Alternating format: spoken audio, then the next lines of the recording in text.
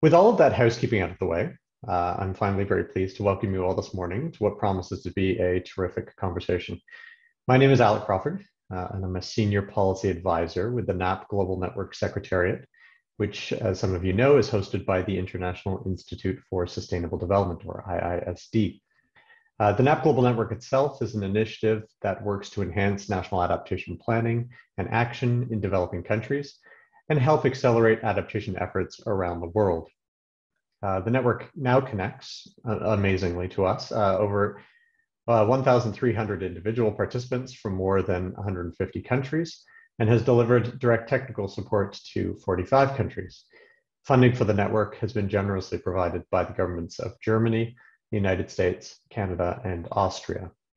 We're very happy to have organized this webinar today in collaboration with our colleagues at the World Health Organization and Women Deliver. For those of you who are new to the NAP process, we wanted to take a few minutes just to introduce the process to you. We recognize that some of you are coming from the health sphere, from the gender sphere, and the NAP process may be new to you. So for those of you, the NAP process was established in 2010 under the United Nations Framework Convention on Climate Change, and its importance was reiterated under the Paris Agreement. It's a strategic process that enables countries to identify and address their medium and long-term priorities for adapting to climate change. It's led by governments, national governments. It's very much a country-owned process. And the process itself involves analyzing both current and future climate change and assessing a country's vulnerability to its impacts. This provides a basis for identifying and prioritizing adaptation options, then implementing these options, and crucially, tracking your progress and results. Importantly, the NAP process puts in place systems and capacities needed to make adaptation an integral part of a country's development planning, decision-making, and budgeting. So it's again crucial that adaptation is integrated across national development plans and ensuring that it's an ongoing practice rather than a separate ad hoc exercise. This isn't just a document that's going to sit on a shelf. This is very much a process that continues over time. It can be thought of as including three broad phases: the planning phase, as you can see in this figure, the implementation phase, and then monitoring and evaluation, all of which are supported by enabling factors: capacity building, financing, appropriate institutional arrangements, and information sharing among the different actors involved. Y es maravilloso ver a tantos de ustedes aquí con estos antecedentes o con estas experiencias tan variadas. Vamos a empezar entonces hoy, no sé si es la mañana, la tarde o la noche, depende de donde ustedes estén. Tendremos tres presentadores hoy que van a hablar sobre el análisis de los procesos y cómo estos se integran con la salud reproductiva y sexual y sus derechos. La primera presentadora va a ser Amy Savage, que trabaja con la Unidad de Cambio Climático y la Unidad de Salud de la Organización Mundial de la Salud, hablando de sistemas resilientes de la salud. También ha hecho guías y entrenamiento en esta salud con el cambio climático, incluyendo algunos planes que también han sido publicados en este año. Angie Dace es también la asesora senior, que es la líder de este programa de ISD. Ella también trabaja especialmente en cuestiones de género y en septiembre va a estar trabajando también ya hace 15 años en el tema de cambio climático. Ha hecho investigaciones y evaluaciones globales sobre las planeaciones de adaptaciones y también los procesos de mapeo. Y finalmente tenemos a Kirsten Matthew, quien es la directora de políticas y abogacía. Ella empezó en febrero del 2019 como manager senior de este tema y aquí ha sido la líder del portafolio de la organización para los casos de inversión para los derechos sexuales y de reproducción, que son los que van a llamar HDR. Y tenemos mucha suerte de tener a estas tres presentadoras excelentes. Amy y Debbie van a hacer una presentación de breves sobre los hallazgos que se han hecho en las distintas recomendaciones. Entonces, después de la presentación. Entonces, Amy, vamos a empezar contigo. Vamos a pasarte entonces el micrófono para que hagas tu presentación. Muchísimas gracias por tu amable presentación. Hoy voy a presentar algunos de los hallazgos claves de una visión que hemos hecho y vamos a publicar la semana entrante de la OMS. y también la World Health Organization. Bueno, vamos a ver cómo entender los pasos prácticos para proteger a los cambios climáticos que afectan a todos los sistemas. Entonces, queremos hablar del clima sin distraernos de otros sistemas que también le atañen. Entonces, tenemos aquí un marco muy sencillo a la izquierda que está basado en los 6 sistemas y identifica cómo tener resiliencia. En muchos países y socios técnicos hacen esto, incluyéndolo en sus planes, incluyendo el Plan Nacional de Adaptación, junto con los programas de salud y de clima. A la derecha tenemos los 57 países que han solicitado apoyo en este tema ante la Organización Mundial de la Salud y no incluye los 35 miembros de las Américas.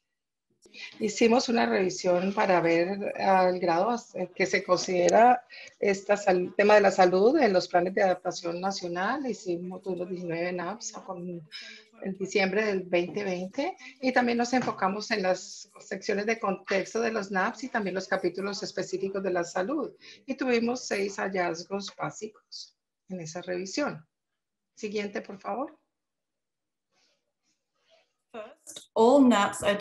Primero, todos los NAPs identificaron a la salud como un sector prioritario para la adaptación del cambio climático. La mayoría de los NAPs tienen un capítulo aparte para la salud y las excepciones son aquellas que no están divididas por sectores. La siguiente diapositiva, por favor.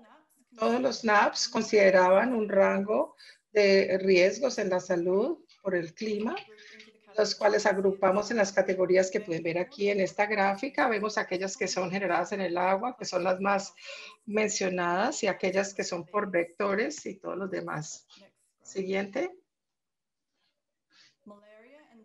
La malaria y el dengue fueron las enfermedades por vectores más comunes, mientras que las de agua, vemos las que fueron el cólera. También vemos los eventos extremos, como la muerte de niños, que también fue mencionado. También se consideró a la salud mental y la zoonosis. Vimos que hay algunas brechas entre los riesgos de salud identificados en los NAPs y las acciones específicas para atenderlos. Entonces, aquí vemos los números de NAPs que mencionaron cada categoría de riesgo y las naranjadas son aquellas que tienen por lo menos una acción que se ha específicamente dedicado a ese tema. Vemos aquí que todos o casi todos hablaron de los impactos de aquellas enfermedades generadas por el agua que incluyeron por lo menos una acción en relación a estos riesgos. Y 16 de los 19 NAPs mencionaban la desnutrición y algunos de estos riesgos sensibles, pero solamente 6 tuvieron que ver con las acciones tomadas en ese capítulo de la salud. Por otro lado, muchas de estas tenían que ver con el fortalecimiento del sistema para ver los riesgos causados por el clima.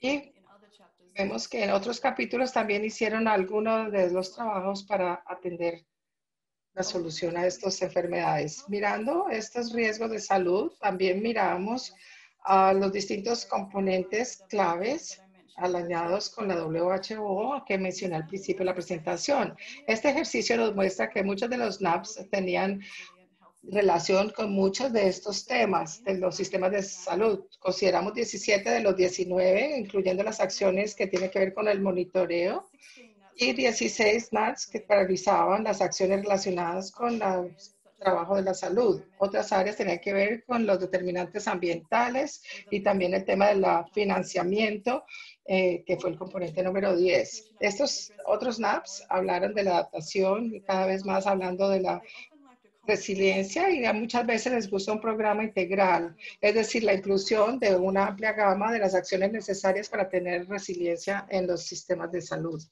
Siguiente. La mayoría de los NAPs adoptaron las acciones en otros sectores que tendrían beneficios para la salud. Por ejemplo, las acciones de adaptación para el riesgo de la inseguridad alimentaria y también la malnutrición o desnutrición, así como también vemos un capítulo sobre la agricultura. Es importante entonces tener un abordaje transversal sobre estos temas. Siguiente. Finalmente, 6 MAPs identificaron unos grupos objetivos como Diana para las adaptaciones en estas acciones.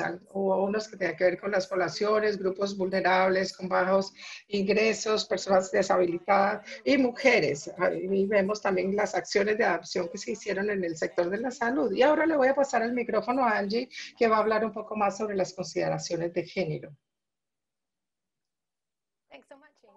Muchísimas gracias, Amy. Buenos días, buenas tardes y buenas noches para todos. Bueno, yo quisiera compartir algunos hallazgos claves de las redes de NAP, considerando los temas de género en los procesos NAP.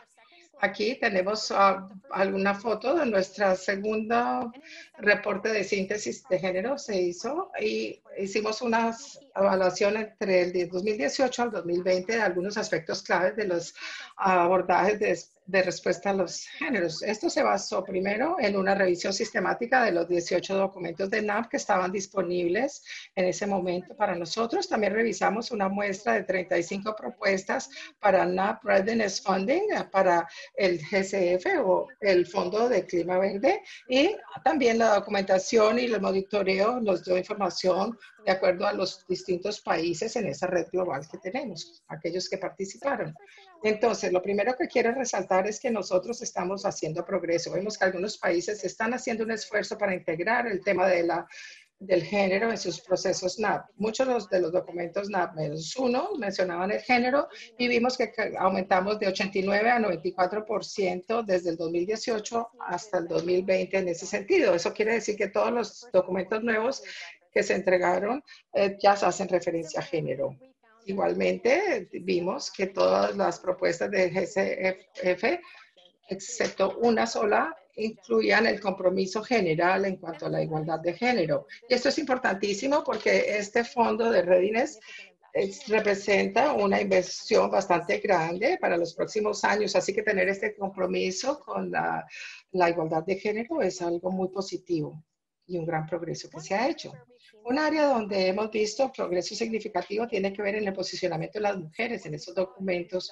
Lo que vimos en los documentos del 2018 era que las mujeres generalmente tenían posiciones como en un grupo particularmente vulnerable y como beneficiarios de acciones de adaptación. En el año 2020 vimos más documentos que reconocían a las mujeres como un grupo de interés importante en la planeación de la adaptación. También vimos que muchos de los documentos reconocían explícitamente el liderazgo de la mujer en la adaptación. El NAP document, el documento de San Vincent y las Granadinas, hablaba de estos dos temas a través de los planes de adaptación. Y esto es bastante positivo, pensamos, en términos de seguir avanzando, yendo desde este enfoque de vulnerabilidad hacia el reconocimiento de las mujeres en todas sus distintas etapas como agentes de cambio y para la construcción de estas redes. Siguiente, por favor. La siguiente área donde vimos buen progreso es en el uso del análisis de género para informar la planeación de adaptación. En el 2018 vimos limitada evidencia en esos documentos que hablaran de análisis de género específico usado por los procesos de NAP. En el 2020 ya varios países habían conducido algunos análisis ya con el objetivo de ver el tema de género. Y esto vemos que cada vez iba más, por ejemplo, Madagascar hizo un análisis de esto durante la formulación de sus documentos y incorporaron las recomendaciones en ese documento. Etiopía, por otro lado, también tenía el documento NAP y lo usaron para informar su estrategia de implementación. Y Curabás, por ejemplo, también estaba haciendo una actualización de su documento NAP y utilizaron el análisis de género. Esto demuestra que entonces hay un valor en hacer este análisis de género a través de todo el proceso NAP, no importa dónde esté localizado el país. Y mirando hacia adelante, vemos que más de la mitad de las propuestas de GCF incluyen actividades incluyendo análisis de género, donde se toman también los datos que no, desagregados o independientemente por género. Definitivamente, esto es algo que nosotros queremos aumentar y los países pueden aprender de las experiencias de sus colegas que ya han ido a través de este proceso. Siguiente diapositiva, por favor. Un área donde vemos que hay menos progreso es en el establecimiento de plataformas para tener la participación de las partes interesadas de una manera sostenible. Vemos una mayor proporción de documentos NAP que indican que las mujeres participaron en el proceso de planeación, pero desafortunadamente no hay mucha evidencia que muestre que haya plataformas sostenibles que estén siendo implementadas. Y parecido, también hay muy pocas propuestas GCF, porque menos de la mitad incluían actividades relacionadas con la participación de igualdad de género de las personas. Viendo la importancia de esta participación en términos de un enfoque en cuanto a género, me parece que esto es algo que debemos insistir en tener hacia el futuro. La siguiente. Bueno, el establecimiento de los acuerdos institucionales es importantísimo para este proceso, pero no estamos viendo que estos mecanismos estén siendo implementados y considerando el género. La mitad de los documentos que nosotros revisamos presentan evidencia de que el género fuera considerado en los acuerdos institucionales y solamente una tercera parte de los SEFs y las propuestas indicaban actividades en este sentido. Esto significa que muchas de las propuestas incluían la expertise de género como parte del equipo, pero es positivo, pero esto no va a ser institucionalizado así en los proyectos. Así que a medida que el proceso avance, es importante tener los mecanismos que faciliten la permanente colaboración entre los actores de cambio climático y también los países que aprueben esta igualdad de género en estos acuerdos institucionales para la adaptación a través del tiempo. Bueno, aquí termino y le paso el micrófono a Divya para que haga su presentación. Muchísimas gracias. Gracias, Angie. Buenos días, buenas noches y buenas tardes para todos. Mi presentación va a tener que ver con los hallazgos que hemos hecho en el informe conjunto de los derechos, vamos a llamarlos SRHR en adelante, que tiene que ver en estos procesos con el Plan de Adaptación Nacional, SRHR, los llamaremos, que son los derechos de salud reproductiva y sexual. Bueno, en cuanto a los impactos, vemos que el cambio climático afecta negativamente y todo esto está conectado. Entonces, el cambio de clima impacta a las personas de distintas maneras. Cuando vemos que hay desastres relacionados con el clima, también afectan los servicios, vemos también los resultados de salud, también se ven negativamente impactados y además aumenta el riesgo de violencia basada en género. También la comunidad le gusta tener acceso a ese ARHR, pero existen unos estreses que se incrementan. Ellos participan en soluciones de salud que debe ser mayor. Entonces los invitamos a que vayan a la página web que mostramos aquí, donde está esta revisión que nos muestra la evidencia de lo que les acabo de mencionar. En términos de la metodología utilizada en nuestro ejercicio, nosotros miramos tres tipos de documentos. Uno son los documentos globales de NAP, en el NAP central, que fueron enviados a finales del año, en el 31 de diciembre del 2020, y también un ejemplo del sector de la salud en los NAPs, y también escogimos también las propuestas de alistamiento en el Fondo de Clima Verde. Vimos también los conceptos que fueron considerados, que incluyan la violencia basada en género, distintos temas como los servicios de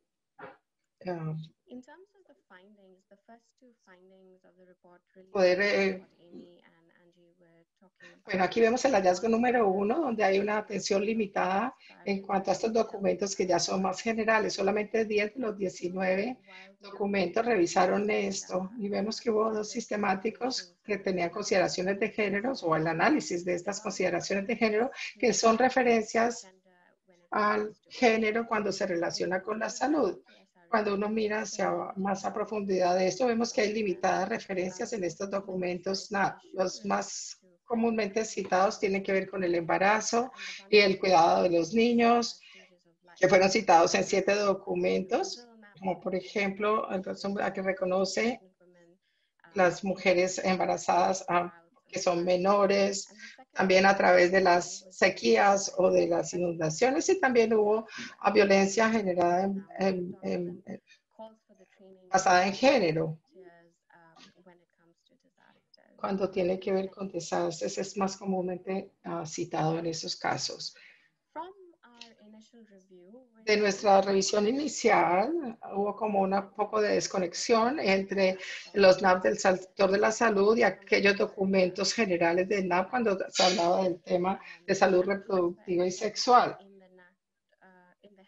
En el sector de la salud de NAP vemos que no estaban incluidos en el global y entonces yo les puedo dar algunos ejemplos de esto un poco después. También descubrimos que existen oportunidades para que la salud sexual y reproductiva sea discutida a profundidad y el punto de entrada más lógico es haciendo esfuerzos para tener unos abordajes más que respondan más a este tema. Por ejemplo, cuando se habla de las evaluaciones de vulnerabilidades, se podría aumentar este tema para mostrar las acciones de adaptación que tienen que ver y para promover la salud sexual y reproductiva y los derechos de esto. Es importantísimo entonces resaltar que las evaluaciones de vulnerabilidades deberían hacerse con los grupos que generalmente se pasan por alto, especialmente para aquellas poblaciones con SIDA o también con aquellos que tienen diversas orientaciones sexuales. Nosotros también vemos que las inversiones en el sector de la salud daban algunos beneficios indirectos en cuanto a la salud sexual y reproductiva, cuando la mayoría de nuestros documentos no tienen estas acciones específicas para salud sexual y reproductiva. Hay varias acciones que han sido identificadas que dan un beneficio indirecto. Yo puedo mencionarles, por ejemplo, las inversiones que se hacen en las instalaciones de salud y la infraestructura y para mejorar también la resiliencia por los estreses del cambio climático. También la planeación en caso de los desastres se vuelve también un componente importantísimo, demostrando que estos servicios son prestados especialmente antes y después de la crisis en relación a la salud sexual y reproductiva. Y finalmente, también encontramos que la finanza para la adaptación del sector de la salud es bastante limitado con referencia a las necesidades. Desde luego es por el tema de los costos de la implementación de estas acciones de adaptación, pero también los detalles de estos costos es importante verlos. Se vuelve crucial, especialmente porque tenemos que invertir en fortalecer los sistemas de salud, especialmente con la ola de COVID que ha habido, que ha hecho un gran impacto en género después de la pandemia y nos muestra también las debilidades que tienen nuestros sistemas de salud. Entonces, eso es todo por hoy para mí y espero dar recomendaciones luego cuando tengamos la charla del panel. Sí, muchísimas gracias, Divya, y gracias a las tres por las presentaciones. Fueron enormemente interesantes y me anima a ver el progreso que se ha hecho. Y desde luego, todavía tenemos un camino por recorrer. No, ahora vamos a tener una breve discusión con nuestras tres panelistas, que es una sesión de preguntas y respuestas, así que espero que todos sigan presentando sus preguntas en la plataforma de Zoom, que las escriban en el chat y trataremos de contestarlas en esta breve conversación del panel. Además de los documentos que son overarching o los generales integrales que tienen que ver con los sectores de salud, ¿qué consideras tú que se puede construir para tener unos sistemas de salud más resilientes? Bueno, es una buena pregunta. Yo creo que los planes de salud nacional o los de NAPs de salud consideran las oportunidades de tener un sistema de salud para proteger la salud de la población con relación al cambio climático. Entonces, descubrimos que en muchos casos el sector de la salud tiene prioridades en los planes, pero los procesos de NAP han sido, y pues generalmente se mantienen un poco limitados por razones obvias y también los NAPs no son presentados como un abordaje programático para abordar este tema. Así que recomendamos que un NAP de la salud se haga con un plan más detallado que generalmente se pueda incluir en estos NAPs generales. En algunos casos, como dijo Nivia, hay un reto en el sector de la salud para que esto sea bien integrado en el NAP y es importantísimo hacerlo porque en el futuro la participación va a ser importantísima. Voy a darles un ejemplo rápido.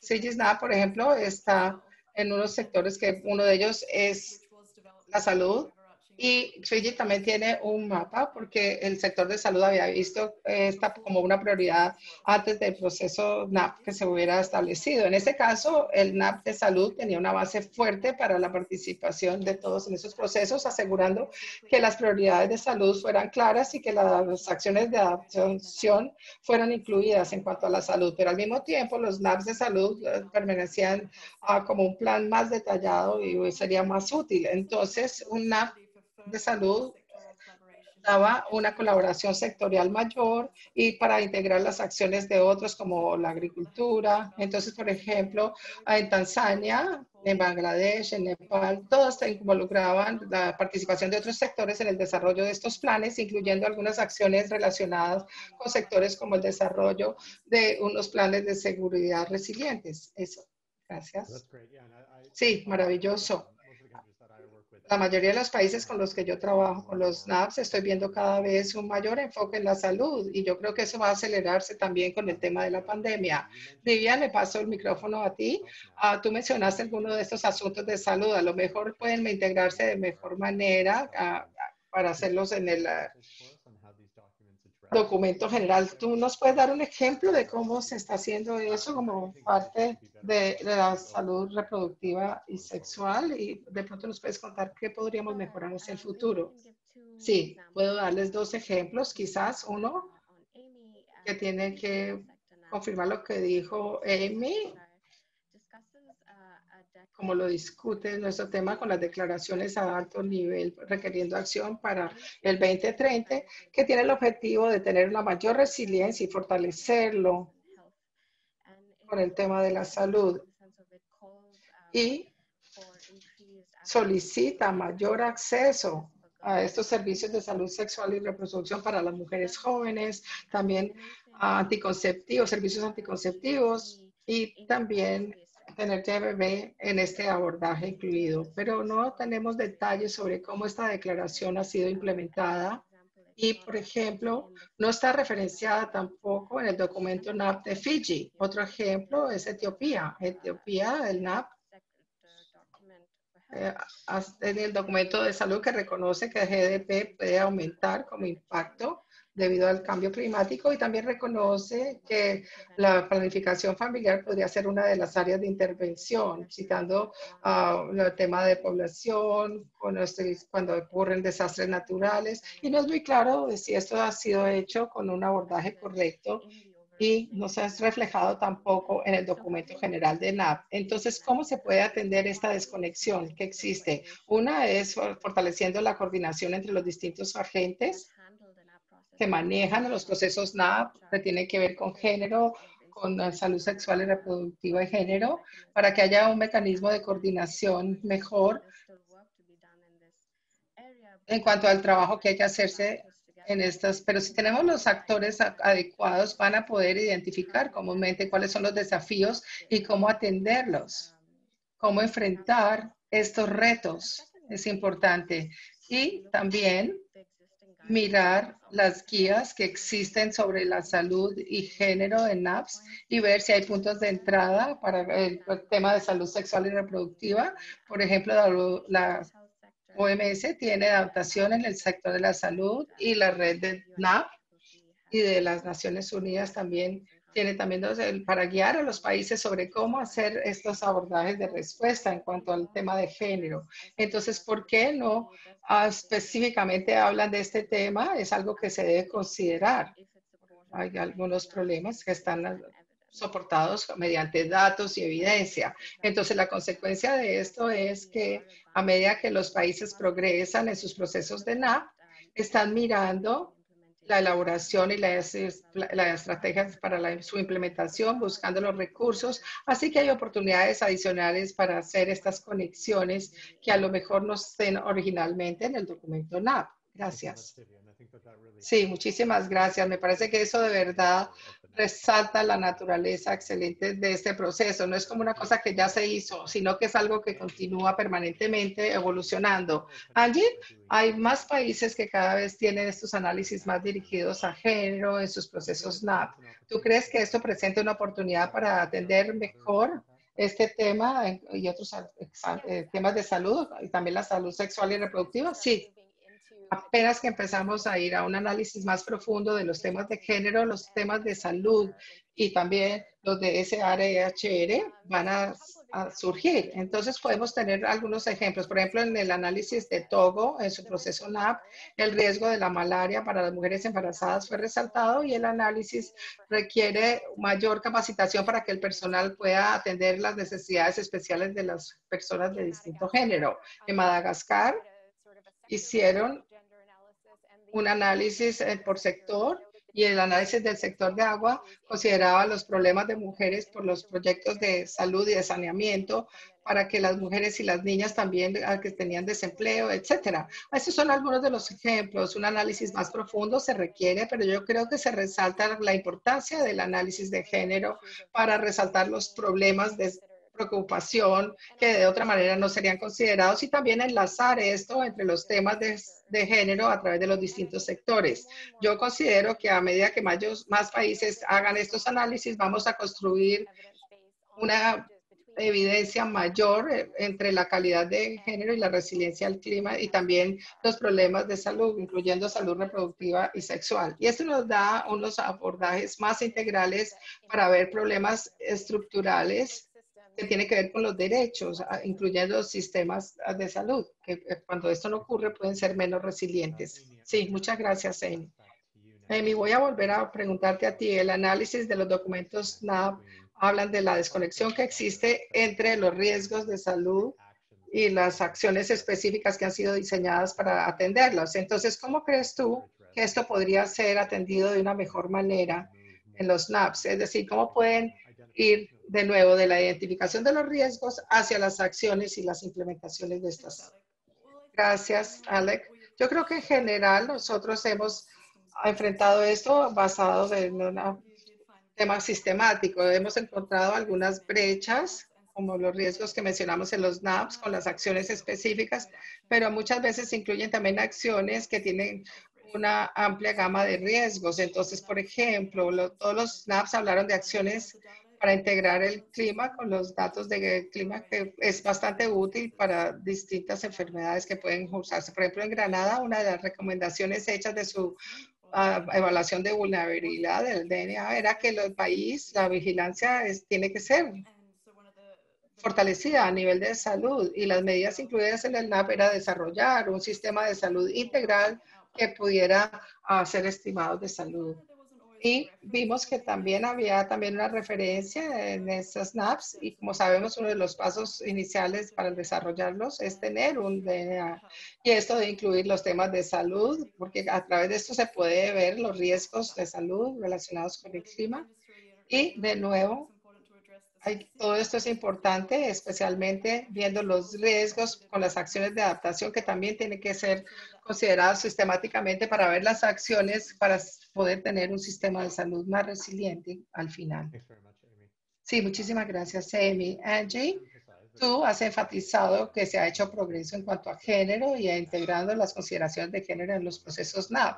Me parece que es maravilloso, pero que hay que hacer más trabajo. Pero ¿dónde crees tú que las inversiones adicionales se requieren para que haya un impulso y poder obtener los resultados buscados? Sí, yo creo que hemos hecho muchísimo progreso en los últimos 2 años y que hay este impulso, especialmente con la adopción con el plan mejorado al 2025, porque eso ha sido como un refuerzo para tener la respuesta a género. Pero con respecto a los procesos NAP, yo voy a resaltar 3 áreas que necesitan mayor inversión en los próximos años. La primera es el desarrollo de capacidades. Cuando estamos viendo que hay pasos importantes que están siendo tomados, siguen habiendo algunas brechas que están limitando el abordaje de los temas de género. Entonces necesitamos inversión tanto para los actores de género como los de adaptación a nivel básico para la participación significativa que se necesita con el fin de responder a los temas de género en los NAPs. Otra cosa es la integración vertical.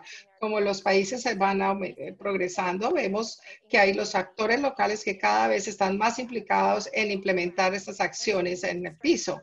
Y tenemos que fortalecer los enlaces que hay a nivel local y nacional para que la toma de decisiones sea incluyente y que sea informada de acuerdo a las realidades locales y que también estos planes nacionales permitan un ambiente para tener estas respuestas a nivel nacional. Y la tercera no va a sorprender a nadie, la adaptación tiene que ver con el financiamiento. Cada vez hay mayor atención en el tema de la propuesta y yo lo he resaltado con varios ejemplos en estas propuestas que ha hecho la ANA, pero tenemos que asegurar que estos compromisos se hagan realmente, monitorando la evaluación de los mismos y creo que también tenemos que prestarle más atención a los presupuestos de género y aquellos domésticos por parte del sector privado. Y yo creo que esto realmente tiene que ver con el financiamiento a través de todo el ecosistema porque esa es la única manera en que podemos asegurar que esto nos vaya a generar beneficios en cuanto a los temas de género. Sí, eso es fácil lo que acabas de decir. Sí, no, yo sé que son sistemas muy complejos que tienen que ser implementados y eso es lo que debemos hacer. Debía ahora la parte final para luego abrir el micrófono a los participantes. ¿Cuál es el papel que tú ves para igualdad de género como abogados de este proceso a través de los procesos NAF hacia el futuro? Bueno, para tener este tipo de conversaciones como la que tenemos hoy, es tan importante hablar del clima, de la salud, de los derechos de las mujeres y de las comunidades que defienden estos temas. Y tenemos una red de actores dedicados que se enfocan en los enlaces del clima y la salud sexual y reproductiva, los derechos de las mujeres y todos estos abordajes en los procesos NAP. Entonces, quizás pueda darles tres maneras. Una sería, como dijo Angie, generar de verdad y analizar y diseminar la evidencia que hay sobre los distintos enlaces, relaciones. Cuando estábamos haciendo los ejercicios de revisión, vimos que muchas de las conversaciones tenían que ver con la salud materna o violencia basada en género y menos en otros aspectos de salud sexual y reproductiva, como la infertilidad. También es importante tener el abordaje con una visión más global para ver cómo yo y los distintos grupos estamos siendo impactados por el cambio climático, las personas inhabilitadas, personas con SIDA, etcétera. Lo otro es a través de la participación de las partes interesadas. Muy correctamente dicho por Angie y también viene el chat, las mujeres son verdaderos agentes de cambio. Entonces, ¿cómo participar con estas actores que se comprometan a través de todos los proyectos que tengamos, desde la planificación hasta la implementación, monitoreo y evaluación de esto? Y luego, por último, ¿cómo podemos influir en las plataformas existentes como las que tienen las consideraciones de género y también aquellas de políticas? Este año nosotros estamos haciendo el foro de igualdad de género para este movimiento de igualdad de género y hay algunos temas como estos, pero no vemos realmente la relación o el enlace, así que nosotros podemos realmente impulsar y llamar la atención cuando se requiera de esto en los NAPs. Esas son algunas de las maneras que yo considero pueden hacerse. Sí, muchísimas gracias, Divya. Tenemos cantidad de preguntas en el chat. Me parece regio porque demuestra el compromiso de nuestro público. Bueno, voy a ver si puedo pasarlos a la persona que es, o si no lo pueden pasar a uno de los colegas. Voy a empezar con un par de preguntas. Una es para Amy, otra es para Divya. Y son relacionadas con la información de los participantes. Amy, Kamal Jimue dice, excelente presentación, ¿cómo los sistemas, los riesgos se distribuyen por región? Porque África es la más afectada y para Divya tenemos una pregunta de Brigitte Cavadi que dijo, tenemos algunos datos sobre el enlace que hay entre la violencia basada en género y el cambio climático. De pronto nos puedes dar una mayor información en ese sentido. Empezamos contigo, Ami. Kamal, gracias Kamal por la pregunta que hiciste. Estos riesgos basados en clima van a afectar todos los países en todas las regiones, pero va a haber diferencias entre los países y las regiones en cuanto al tamaño del impacto. Yo diría que África necesariamente ha sido más afectada a nivel base, pero va a haber diferencias en las distintas regiones. Por eso es que yo creo que un VNA de ser específico para cada país es importantísimo al inicio del desarrollo del NAP para identificar aquellos riesgos específicos de su país o de su región, dependiendo del nivel de los datos que usted tenga.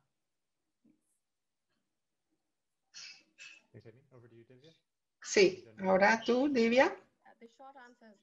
Las respuestas cortas van en el website para la revisión del... Pero vemos algunos casos de riesgo por violencia de género. Por ejemplo, en Myanmar, después del ciclón, hubo incidentes que tienen que ver con violencia sexual y que ahí fueron cada vez mayores porque tienen problemas financieros y económicos. Las personas fuerzan a los niños a que se casen tempranamente o violencia de género en general. Así que hay muchos aspectos y ejemplos que podemos ver. Y yo estaré contenta de compartir los detalles posteriormente. Muchísimas gracias. Tuvimos algunos comentarios muy interesantes de Togo. Parece que Togo ahora tiene tanto una guía específica para género, para el mapa general, y un anexo para la parte de salud, que me parece algo que nos anima mucho. Y también hay el tema de salud que está incluido en el NAP específico. Es decir, vemos que se ha hecho mucho progreso en Togo y muchas gracias a Lina Barreses por ese comentario. También hubo un comentario de Christian Kirby que dijo o que se preguntaba sobre el cáncer y la conciencia y la detección del cáncer como un componente dentro de las NAPs. Amy, de pronto tú puedes decir algo al respecto y luego una segunda pregunta también para ti, Amy, sería hasta qué punto la crisis de clima afecta, por ejemplo, la fiebre de la sabana en los trópicos. Aquí referenciando a Nigeria. Una sobre el cáncer y la otra es de Tunadex. Yo sé que zoonosis, ya hablaste antes en la presentación, de pronto nos puedes hablar un poco más de la zoonosis. Sí, Ale, gracias. Con respecto al cáncer, nosotros no vimos muchos países que lo mencionaran en los SNAPs. Dependiendo del tipo de cáncer, podría ser uno de riesgo dependiendo del clima, por ejemplo, dependiendo del país. En algunos países el cáncer de piel puede volverse bastante grave en lugares como Australia cuando aumentan las temperaturas. Y si eso es lo que resulta del análisis o del VNA, definitivamente es algo que debe incluirse en el plan de adaptación nacional. Lo mismo ocurre con cánceres que tienen que ver con la alimentación, porque a largo plazo, quizás a medida que cambia el clima, afecta la reproducción, las dietas, puede contribuir a que haya cáncer. Así que depende del análisis que ustedes hagan en su país para ver cuál es el riesgo en la salud. En cuanto a las enfermedades de zoonosis, no soy una experta en zoonosis, pero hay un enlace entre los cambios de clima y la zoonosis. Depende de cuál región y cuál enfermedad se trata. Pero, por ejemplo, los cambios en la lluvia o los cambios de temperatura, cambios de precipitación, por ejemplo, también puede haber problemas con los animales que son portadores de enfermedades y quizás puede llevar a que haya un mayor contacto entre humanos y los animales si hay una mayor migración de los humanos en distintas áreas. Así que hay mucha información en nuestra página web, así que les recomiendo que lo miren más en detalle, ya que eso va a poder representar un riesgo de salud para su país. Sí, muchísimas gracias, Amy. Hay una pregunta para todas las panelistas de la doctora Castaño Cano y luego Amy y Debian nos pueden añadir. El presidente de Chama ha reconocido que la adaptación es el primo pobre de la mitigación. En los estudios vemos que la adaptación a género es el peor de todos los primos. Entonces, ustedes esperan que con estas cumbres y con los comentarios que se firmen por los directivos, ¿ustedes creen que la adaptación va a salir o tener más importancia cuando están en los planes de las instituciones privadas? Esa es una pregunta bastante amplia, Angie. Bueno, voy a escogerte a ti primero. Sí, yo creo que algunos de nosotros hemos estado trabajando en adaptación durante mucho tiempo y hemos estado sintiendo este sentido de como de que nos ignoran a través de los años, pero yo diría que soy optimista y nunca he sentido más como en este momento que hay el impulso necesario, teniendo un objetivo, sentados al mismo nivel de mitigación, etcétera, es una ganancia enorme. Y yo creo que desde entonces hemos visto que hay diálogo hacia el futuro. Y también considero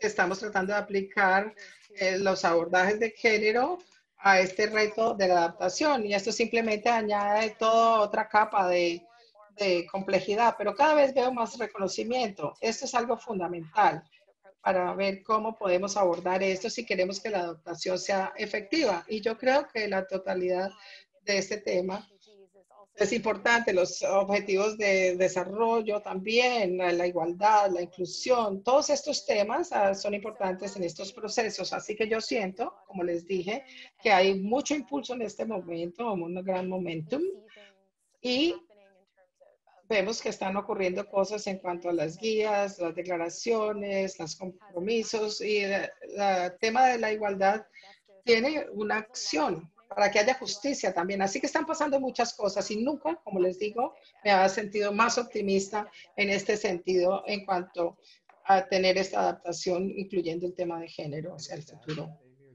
¿Algo más, Amy o Divya, que quieran añadir? No, yo creo que ella contestó magníficamente. Bueno, teníamos también un comentario como la ventana de oportunidad que presenta el COVID. Laura Latimi dice que aún antes del COVID-19 todos los países estaban sin obtener los objetivos del 2030 de desarrollo globales, pero aquí hay como una pequeña ventana para podernos recuperar más y que el país sea más, los países sean más verdes, etcétera. ¿Ustedes consideran que esto haya dado un sentido de urgencia en cuanto a enfrentar este tema debido a la pandemia o creen ustedes que al revés no ha afectado negativamente? Yo quisiera saber cómo piensan ustedes que esta pandemia ha participado en estos temas. Yo creo que la pandemia definitivamente ha generado algo que, como lo está en el manifiesto de la Organización Mundial de la Salud, hay algunas prescripciones que se han hecho y yo puedo añadir en el chat más información sobre eso. Como Angie, yo también soy optimista, pero yo sí creo que la pandemia realmente nos ha hecho enfocar en la importancia de estos temas y desde luego el cambio climático es uno de los prioritarios. Sí, estoy de acuerdo con Amy. Yo pienso que nunca antes hubo un momento en que la crisis tan general se hubiera pasado. Ahora cada vez se piensa hacer las cosas mejor, en ser más verdes, en cómo invertir para tener resiliencia con el tema del COVID y también las limitaciones de los servicios de salud debido a este cambio climático también. Entonces, me parece que sí es una oportunidad para combinar nuestros esfuerzos y las distintas formas de hacer el financiamiento para poder atender estos objetivos y cumplirlos. Sí, gracias, Divya. Para añadir otro poquito a esto, lo que yo creo y lo que estamos viendo es que todo el trabajo que ha sido realizado en los planes de adaptación, que obviamente se enfoca en tener resiliencia, y los NAPs están tratando de mirar a esto de una manera más sistémica e integral, lo que vemos es que podemos aprender muchísimo y que hay muchísimo sobre lo cual podemos construir para tener sistemas más resilientes y vemos algunos de nuestros socios en los países que están mirando los NAPs para decir, sí, estas son algunas de las cosas que tenemos que implementar si vamos a gestionar el riesgo hacia el futuro, ya sea que sean de clima o que sean riesgos de salud o de clima. Perfecto.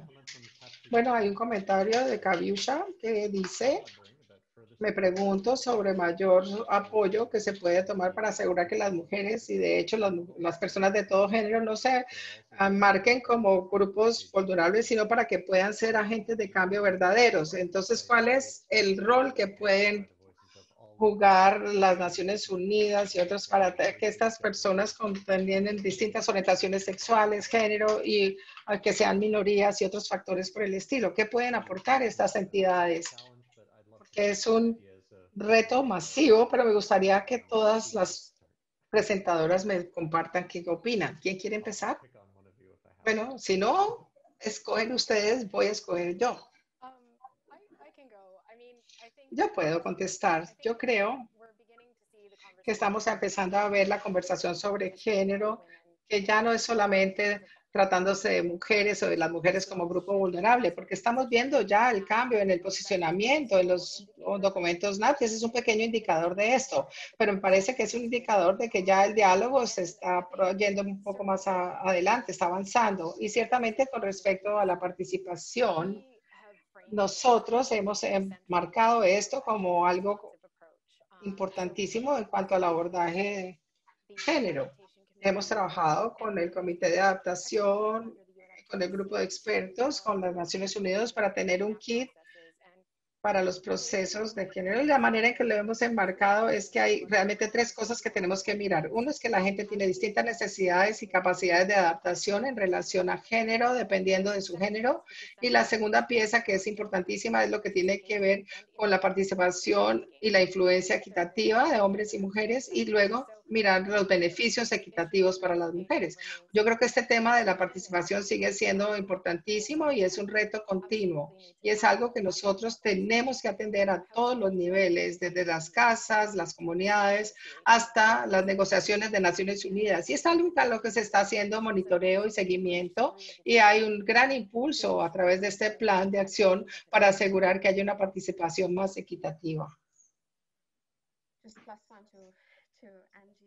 Sí, para añadir a lo que dijo Angie, hay mirar esto cuando miramos con un enfoque interseccional, porque las mujeres no tienen solo una identidad, hay muchas identidades que tienen y esto agrava la discriminación que hay.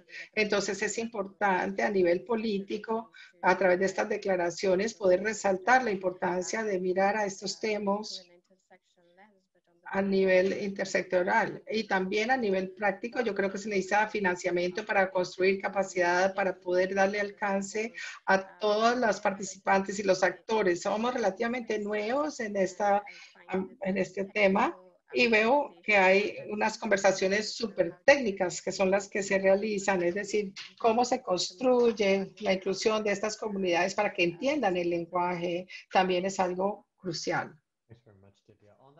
Gracias, Divya. Sobre la pregunta del lenguaje,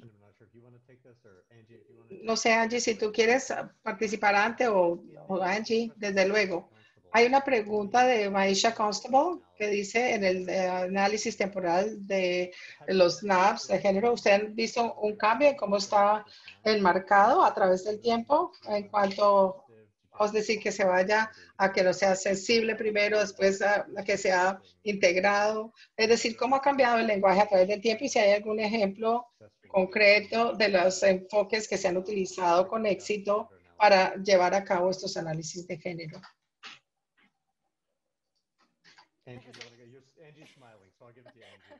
Amy está sonriendo.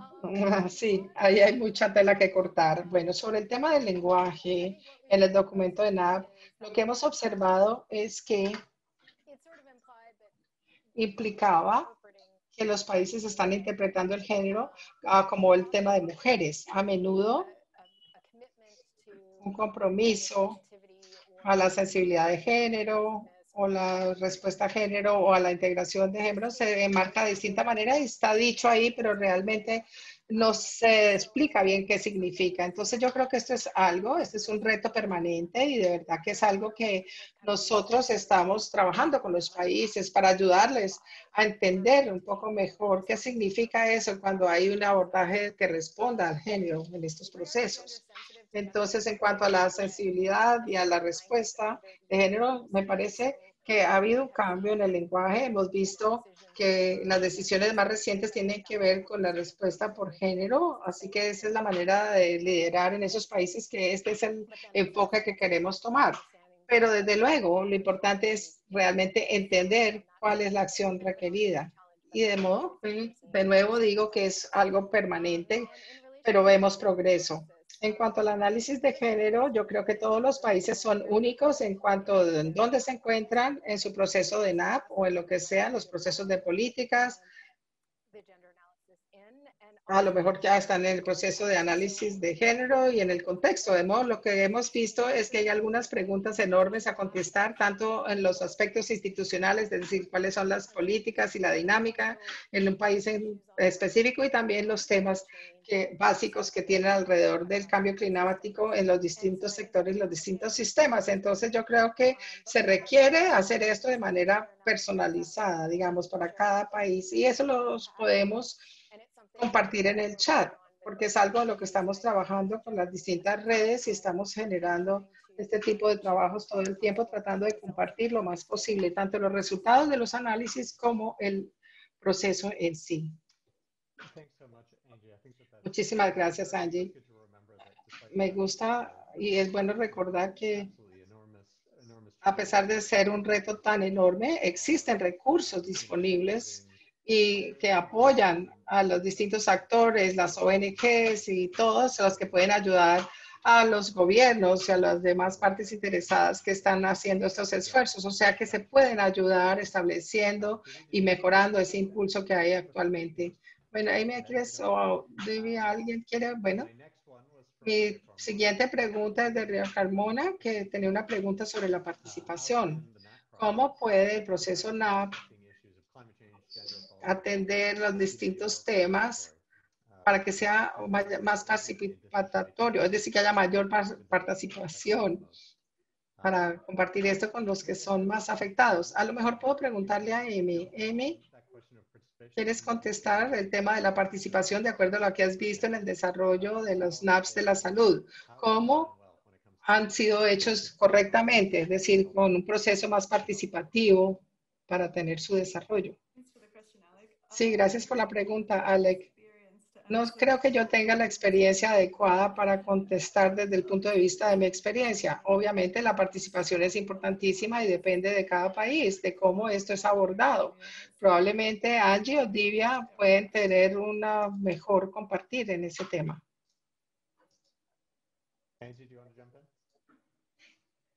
Angie, ¿quieres de pronto tú contestar?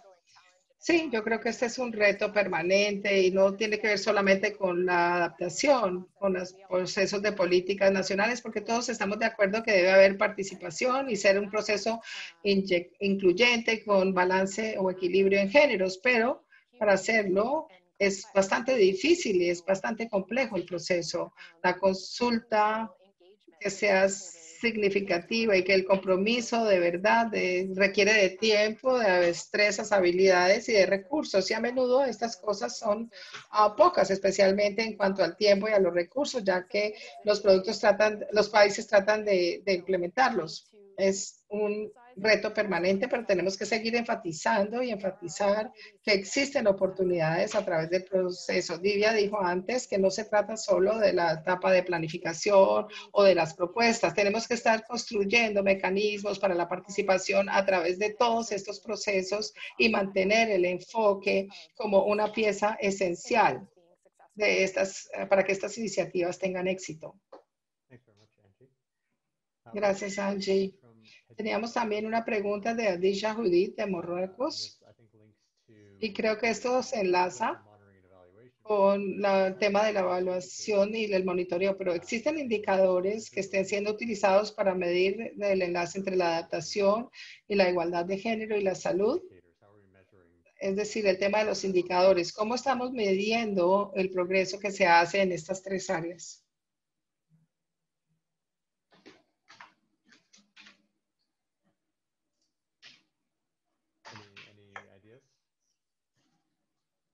¿Alguna idea? Bueno, desde el punto de vista de la salud, puedo decir, no estoy segura de que haya indicadores que midan de manera libre, pero la WHO se hace una encuesta mundial para obtener algunos indicadores de los progresos de la salud en cuanto a la adaptación climática y también algunos indicadores de liderazgo y otros indicadores que también se incluyen en esa encuesta. Y por eso es que así es como monitoreamos este progreso también a nivel de país, pero no estoy segura de que haya así específicamente estos indicadores. Veo que faltan 5 minutos para cerrar. y me echarían a mí como moderador si no cierro a tiempo y si no les doy a ustedes el resto de la noche o tarde o de la mañana libre. Pero tengo una última pregunta. Cada una puede tomar 30 segundos para contestar antes de que hagamos nuestras declaraciones de cierre. La pregunta para cerrar esta discusión es, ¿cuál es un paso clave que ustedes quisieran ver que los países toman para tener un abordaje más integral para estos temas que acabamos de mencionar aquí? Divya, voy a empezar contigo.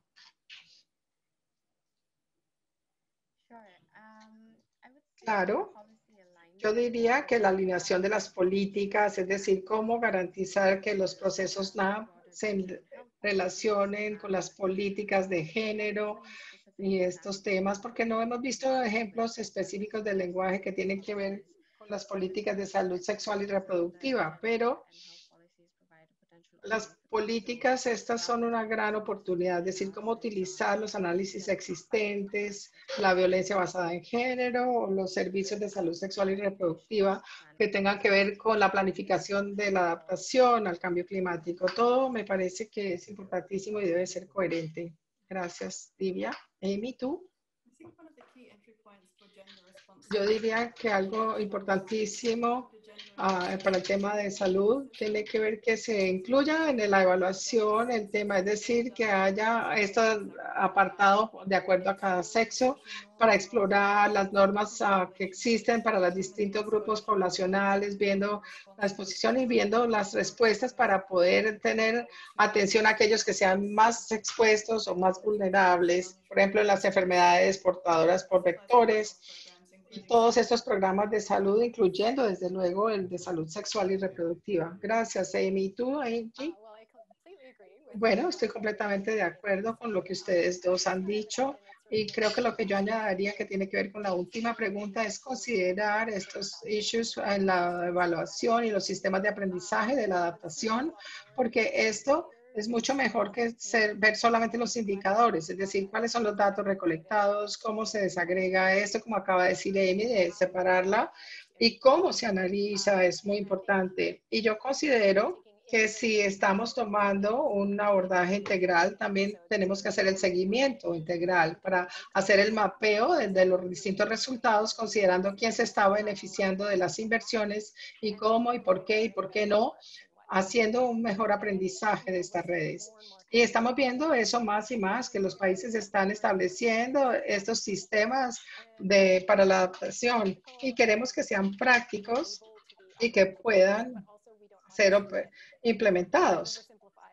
Pero tampoco queremos que sean súper simplificados y que se salten cosas. Así que este sería como un abordaje más completo e integral para poder ir más allá y entender cómo el cambio realmente está ocurriendo en nuestros propios sitios. Esto es esencial desde mi punto de vista para evitar que nosotros sin culpa pasemos por alto las inigualdad y algunos silos que pueden ser como islas aisladas. Eso. Sí, Angie, excelente.